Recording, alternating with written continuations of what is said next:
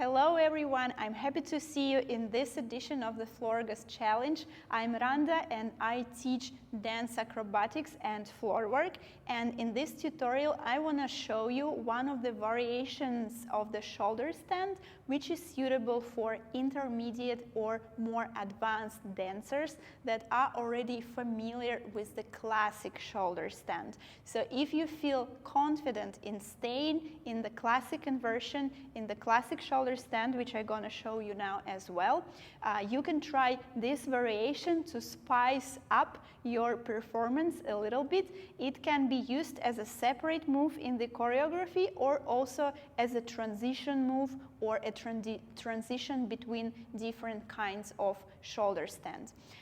First of all, before we start, I also want to remind you about the importance of warming up before attempting learning any tricks, especially ones that require a lot of physical engagement, and shoulder stand is one of them.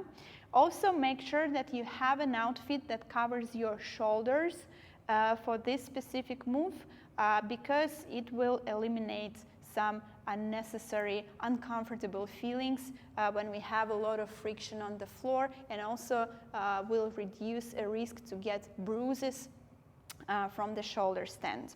So this is how the move looks, and I will show the move as a transition from the classic shoulder stand so you can see what I mean by it.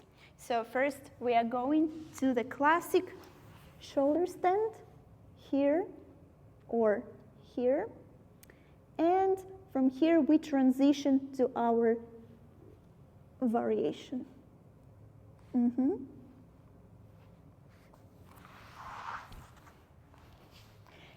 Nice. So what is going on? In the classic shoulder stand we have the same arm, the same elbow and the same knee aligned, right? So when we go to the shoulder stand, if I go to the right side, this is the right side for me. That means I put my right knee on the elbow and I can already adjust my left leg. In this variation, you need to change the positioning of your knees. So instead of the right knee, you put on the elbow the left knee. And because of this, your hips go a little bit to the side. So here your hips look straight to the ceiling. Here they start looking to the side.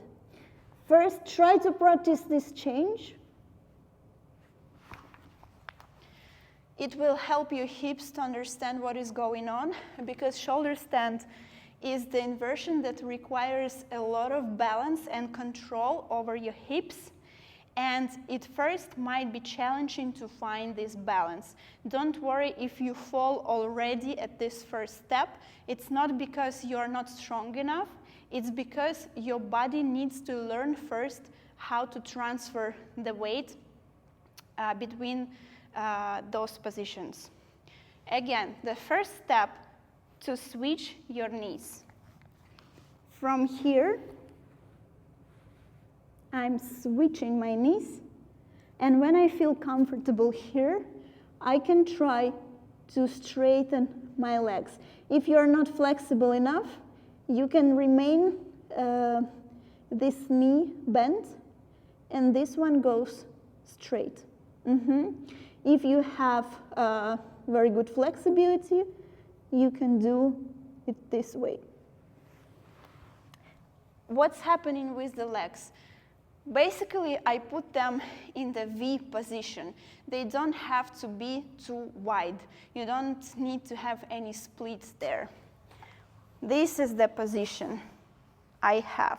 So this leg, which is closer to me, it goes a little bit up, while this one remains a little bit down and it's on my elbow. It's aligned with my elbow.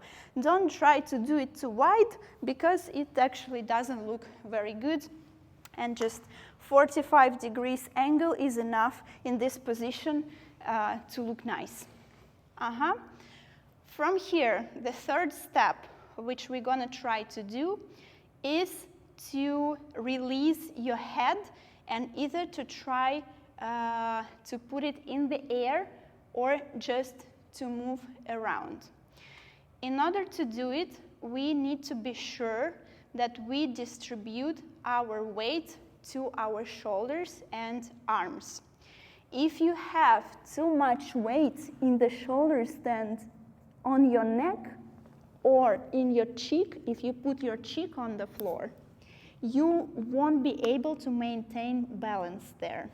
You need to press a lot with your arms to the floor.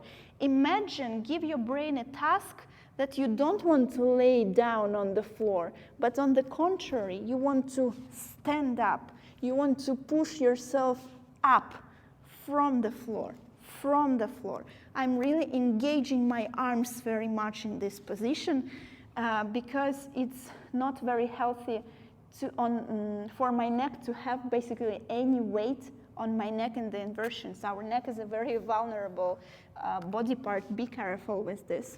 Again, from the classic shoulder stand, I'm changing my knees, and I'm trying to release my head. If you can move your head here, that means you distributed your weight correctly. Two main things here. The first one is, in order to find this balance when you don't fall on the ground, what can happen here actually? Let's see. So I was here, I changed, and I either have too much weight on my neck, you see, like I'm pressing to the floor with my neck and it's painful actually. Or if I don't distribute weight correctly, my hips are falling like this. So I have to be in the middle. And in order to be in the middle, we need to have this weight 50-50. 50 on the left side, 50% on the right side. That means that our hips need to go a little bit down while our neck and our arms go a little bit up. So we are like straight like this, like a scale, like a pendulum. When you put your hips too much up, that means you have too much pressure on your neck. When you release too much pressure from your arms and your hips go too much down, you fall here, right? Because this is how weight distribution works. We need to balance here. Boom, change, bam, and my hips go a little bit down, so they are not up here, they are a little bit down. And from here, I can even do this, chick. Nice. And the last important detail in this position, the angle. If I do the same move, for example, being here, I don't understand. No one understands what is going on. Make sure that the graphics looks good when you enter in the position. If you also too much here, people are also a bit confused about what kind of figure you want to show them. Look at yourself in the mirror and make sure that this angle with your legs looks simply beautiful and aesthetic. From here, classic switching, shoo, and from here you can play with your legs, do something like this, or to go down right away. Good luck with your practice. I know that this variation requires some balance, but balance is the thing that comes from consistency, not from some additional strength training or flexibility. It comes with consistency because you need to teach your brain to be in the position you have never been before. And be careful about your classic shoulder stand as well, because it has a lot of details to consider. Good luck with your practice, and good luck with your Floorgust challenge. Follow for more nice and trendy tutorials.